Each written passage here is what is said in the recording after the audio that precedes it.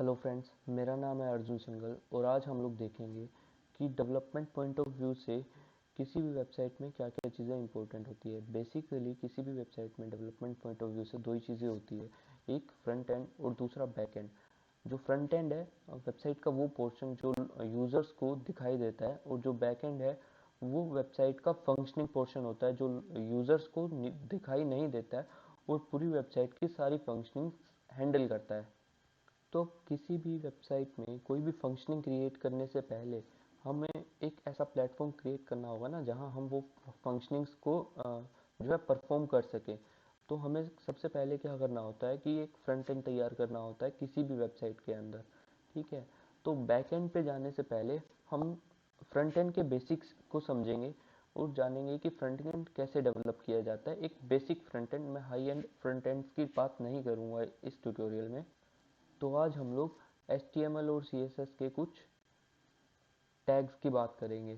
और बैकएंड के लिए जो लैंग्वेजेस यूज़ होती है वो PHP, jQuery और SQL जैसी लैंग्वेजेस है। इसके अलावा और भी बहुत सारी लैंग्वेजेस है, जैसे मान लीजिए पाइथन है हमारा, पर्ल है, और भी काफ़ी सारी लैंग्वेजेस है, पर उनकी बात हम नहीं करेंगे। हम बात करेंगे PHP की। और आज हम बात करेंगे HTML और CSS की, जिनका यूज़ करके हम फ्रंट एंड क्रिएट कर सकते हैं। तो चलिए देखते हैं कि हम लोग HTML में आज क्या क्या चीज़ें देखने वाले हैं। तो ये सब चीज़ें हम लोग आज HTML में देखने वाले हैं। एक basic structure, heading tags, paragraph tags, UL and OL tags, basic styling, forms, images, videos और यूट्यूब की वीडियोस एक फॉर्म हम अपने पेज में किस तरीके से एम्बेड कर सकते हैं।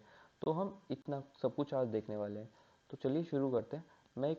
हाँ, तो फ्रेंड्स, मैं एक नई फाइल बना लेता हूँ और मैं इसको सेव करता हूँ। जैसे मैंने यहाँ पे जो है अ, बनाया हुआ है फोल्डर हमारा ट्यूटोरियल्स के नाम से, मैं इसमें फाइल को सेव कर लेता हूँ index.html के तौर पे।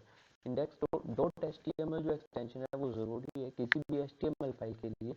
तो मैंने इसको सेव किया और मैं इसको ब्राउज़र में ओपन करता हूँ। फ्रेंड्स, एक सेकेंड। तो फ्रेंड्स, मैंने जो फाइल है इसको ब्राउज़र में ओपन कर लिया है। आप देख सकते हैं अभी ये ब्लैंक फाइल है, सिंस क्योंकि हमने अभी तक यहाँ कुछ नहीं लिखा है। तो आज जो जो टॉपिक्स हम देखने वाले हैं वो ये हैं। तो हम सबसे पहले बेसिक स्ट्रक्चर देख लेते हैं। बेसिक जो इसका स्ट्रक्चर बिल्ड होगा वो कुछ इस तरीके से होगा। HTML टैग्स ओपन होंगे, क्लोज होंगे, head tags and body tags. Title tags यहाँ है हमारे। टाइटल टैग क्या काम करता है कि यहाँ जो आप देख रहे हैं टॉप में index.html, ये हमारा टाइटल टैग होता है। अब मेरे को टाइटल टैग मान लीजिए प्रैक्टिस बनाना है।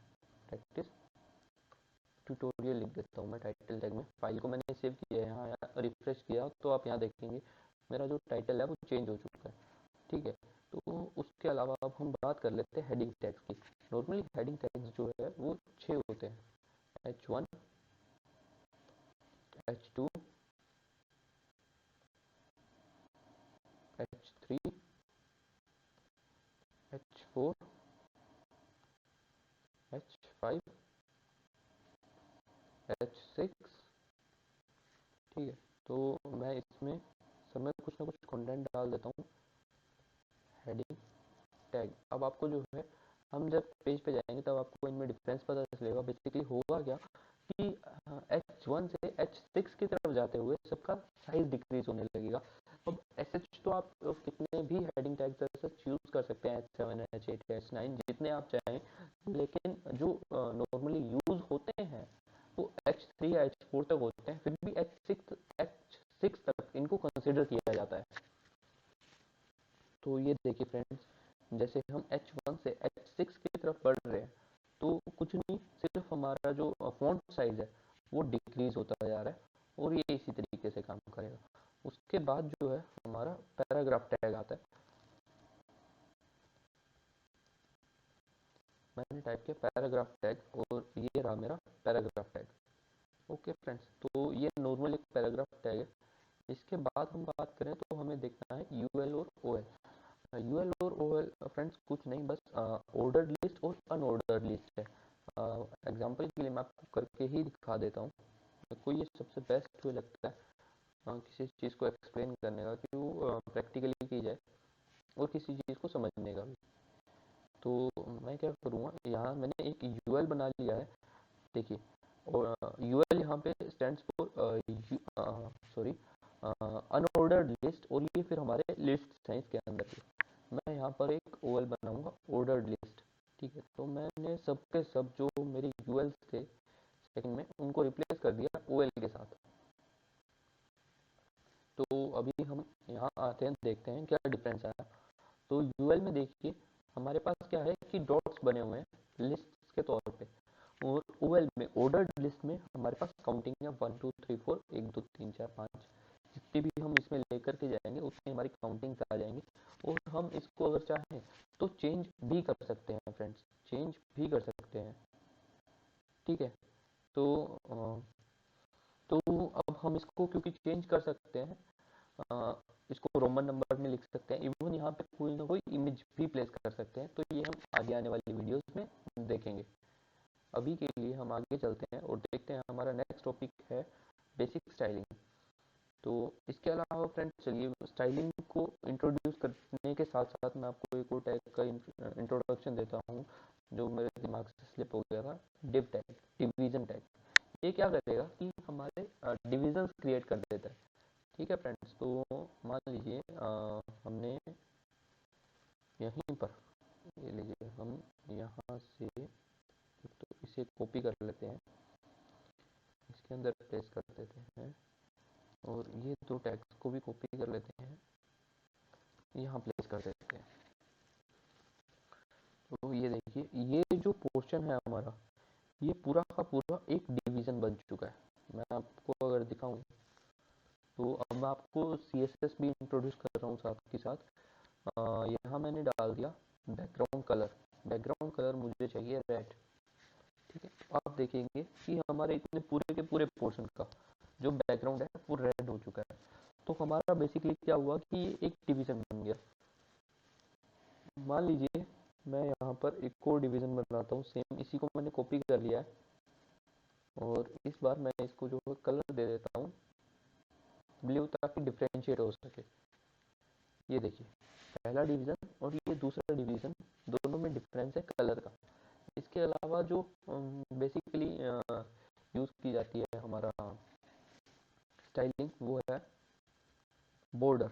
मान लीजिए मैंने इसको बॉर्डर दे दिया 5 पिक्सल का दे देते हैं, सॉलिड ब्लू।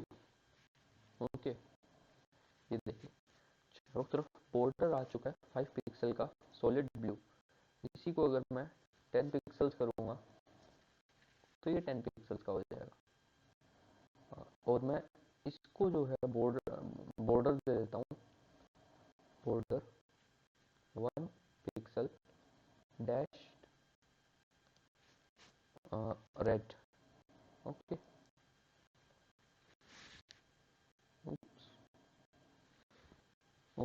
1 पिक्सल का दिया ना मैंने, सॉरी, इसको 10 पिक्सल ही कर देता हूँ। ये देखिए फ्रेंड्स, अब उसका जो बॉर्डर है और इसका जो बॉर्डर है वो आपस में जो है कोलैप्स हो रहे हैं, भिड़ रहे हैं। तो मैं एक काम करता हूँ, इसको एक और प्रॉपर्टी दूंगा मैं, मार्जिन। मार्जिन क्या करेगा कि मेरी स्पेसिंग बनाएगा इस पर्टिकुलर डिव की चारों तरफ से, टॉप, राइट, बॉटम और लेफ्ट से। अगर मान लीजिए मुझे सिर्फ टॉप से चाहिए, तो आपने यहाँ ध्यान दिया होगा कि मेरे पास 1 2 3 4 और 5, ये 5 मार्जिन आ रहे हैं, shape margin. Just a second friends, shape margin भी टेस्ट कर लेते हैं। ये मेरे सामने आज पहली बार ही आया, मैंने भी कभी ध्यान नहीं दिया।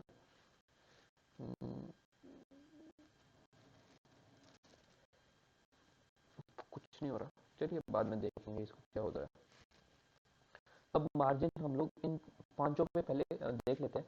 Margin, margin top, margin bottom, margin right और मार्जिन लेफ्ट।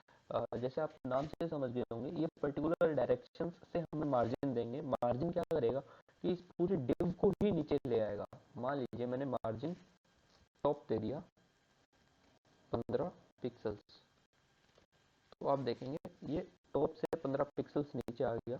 अगर मैं इसको तरफ मार्जिन रखता तो ये क्या करेगा कि चारों तरफ से मेरा स्पेस बना देगा।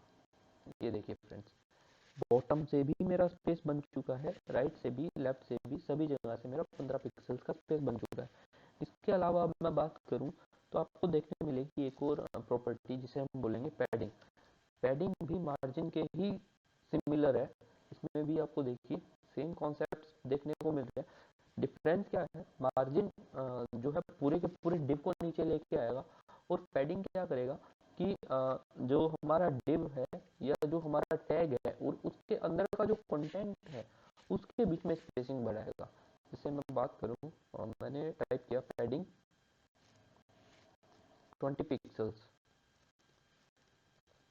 तो ये देखिए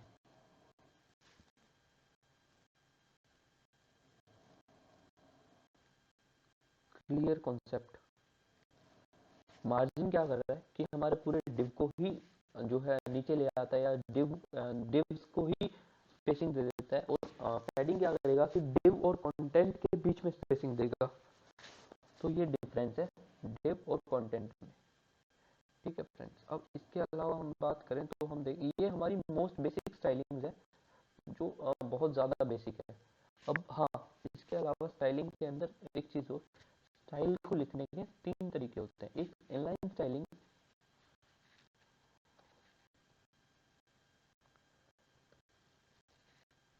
इनलाइन स्टाइलिंग,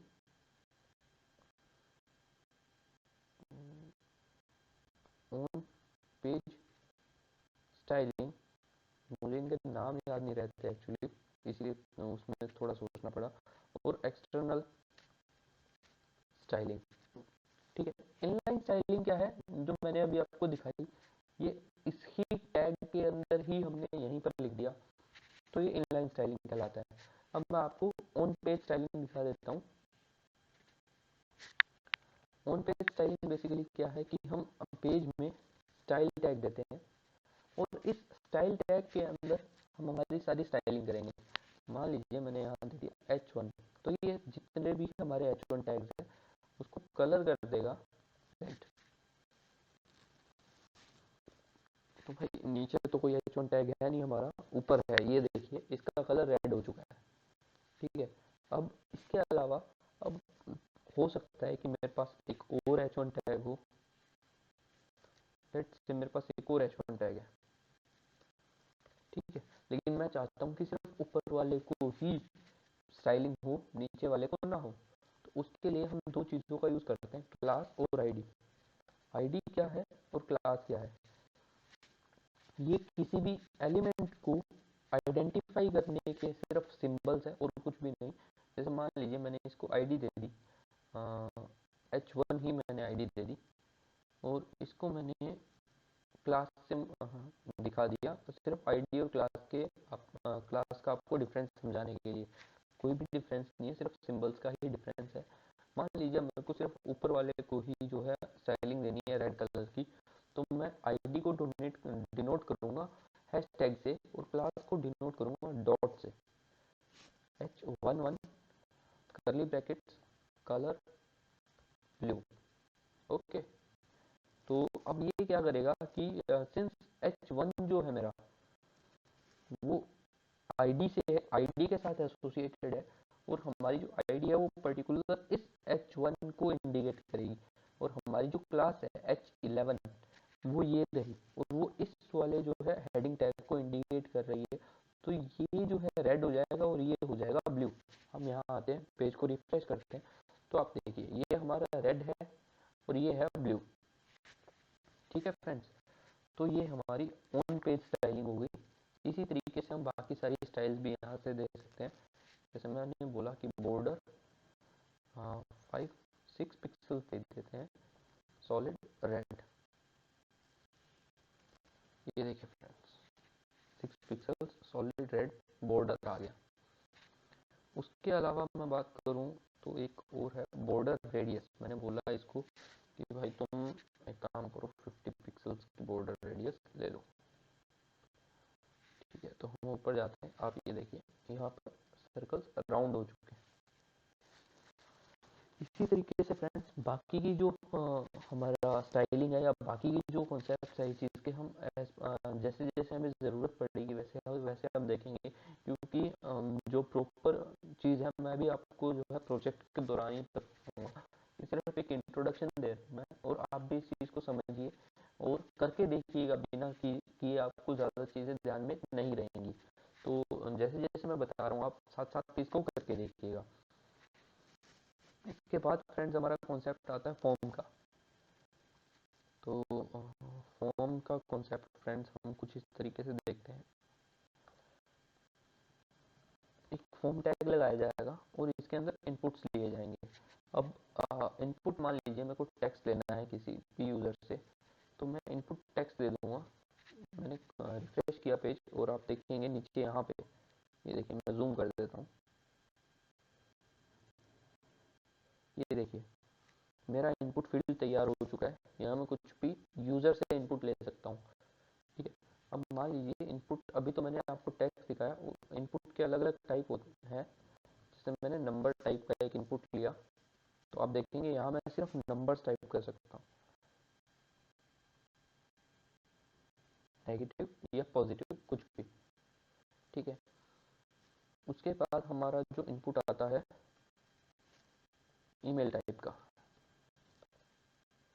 इसमें ईमेल ही जाएगा। मैं आपको अभी दिखाता हूँ इसमें अगर ईमेल ना भरे तो क्या होता है। मैंने अब एक इनपुट लिया सबमिट का, ये मेरी रिक्वेस्ट सबमिट करने के लिए बटन हो गया। तो अब मान लीजिए कि मैंने यहाँ ईमेल में ईमेल नहीं भरा, और ये देखिए ये मुझे एरर मैसेज डिस्प्ले करेगा कि भाई आपका जो है ईमेल वैलिड नहीं है। एट लगाऊंगा तब ये मेरे को एरर मैसेज डिस्प्ले करेगा कि भाई आपको वैलिड ईमेल डालना पड़ेगा यहाँ पे। उसके बाद ही ये आपको प्रोसीड करने देगा। ठीक है फ्रेंड्स। और इसके अलावा हम देखते हैं कई बार कि हमें बॉक्सेस के अंदर एक मैसेज देखने को मिलता है, वो हम लेके आएंगे प्लेस होल्डर के through. Place holder full name, तो चलिए ये देखिए यहाँ आ गया place holder number, place holder email. ये देखिए फ्रेंड्स, यहाँ हमारे प्लेस होल्डर के अंदर सारी वैल्यूज शो कर रहा है। ये सिर्फ एक मैसेज के तौर पे, अगर हम कुछ भी टाइप करेंगे तो वो पहले वाला यहाँ से डिस्प्ले हट जाएगा उसका। ठीक है फ्रेंड्स। तो अभी अराउंड यार सुबह के 3 बज रहे हैं, तो हमारे लेकिन अभी 3 टॉपिक्स बाकी हैं, ये हम कल कंटिन्यू करते हैं। आज के लिए इतना ही। Thank you very much friends. और अगर आप ये वीडियो को यूट्यूब पे देख रहे हैं तो मेरे चैनल को सब्सक्राइब जरूर कीजिएगा, वीडियो को लाइक कीजिएगा और कमेंट भी मुझे करके बताइएगा कि आपको ये वीडियो कैसी लगी। और अगर आप ये वीडियो को फेसबुक पे देख रहे हैं तो प्लीज़ इसको शेयर कीजिएगा, और आप लाइक भी कीजिएगा वीडियो को, और कमेंट भी करके बताइएगा मेरे को कि आपको ये वीडियो कैसी लगी, और इस वीडियो को ज़्यादा से ज़्यादा शेयर कीजिए। Thank you friends. Thank you very much for watching the video. Thank you very much. तो ओके, बाय फ्रेंड्स।